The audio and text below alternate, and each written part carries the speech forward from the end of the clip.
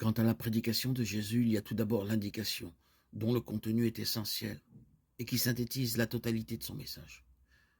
Convertissez-vous, car le royaume, la seigneurie est tout proche. Et ensuite l'appel des 12, par lequel, dans un geste symbolique qui est également une action tout à fait concrète, Jésus proclame et lance le renouveau du peuple des 12 tribus, la nouvelle convocation d'Israël. Enfin, comme on le voit immédiatement, Jésus n'est pas seulement maître, mais encore rédempteur de l'homme dans sa totalité. Le Jésus qui enseigne est aussi le Jésus qui guérit.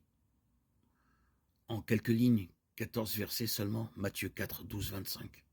Matthieu dresse devant ses auditeurs un premier portrait de la personne et de l'œuvre de Jésus. En toi, Seigneur, j'ai mon refuge, garde-moi d'être humilié pour toujours. Dans ta justice, libère-moi, écoute et viens me délivrer. Sois le rocher qui m'abrite, la maison fortifiée qui me sauve. Ma forteresse et mon roc, c'est toi, pour l'honneur de ton nom. Tu me guides et me conduis, tu m'arraches au filet qu'ils m'ont tendu. Oui, c'est toi mon abri. En tes mains, je remets mon esprit. Tu me rachètes, Seigneur, Dieu de vérité. Je hais les adorateurs de faux dieux, et moi je suis sûr du Dieu. Ton amour me fait danser de joie, tu vois ma misère et tu sais ma détresse. Tu ne m'as pas livré aux mains de l'ennemi. Devant moi, tu as ouvert un passage. Remettons nos vies entre les mains du Père. La lumière a brillé sur la terre pour que nous marchions sans tomber. Psaume 30.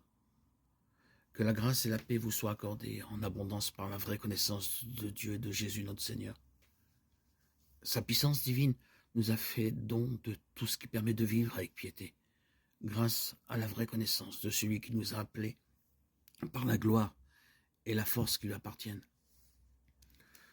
De la sorte, nous sont accordés les dons promis, si précieux et si grands, pour que par eux vous deveniez participants de la nature divine et que vous échappiez à la dégradation produite dans le monde par la convoitise.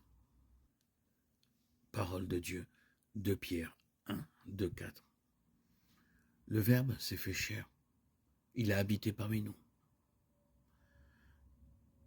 Il sépare en mon âme des lumières qui me font désirer et soupirer après les perfections divines.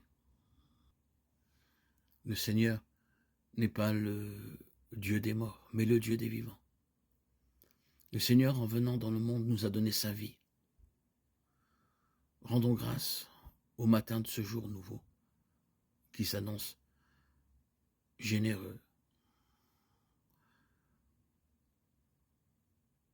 Écoutez-moi, celui qui se plonge avec foi dans le bain de la nouvelle naissance s'unit au Christ. Le Christ brille en son cœur et dans sa vie par son esprit qu'il a reçu. Rendez grâce au Seigneur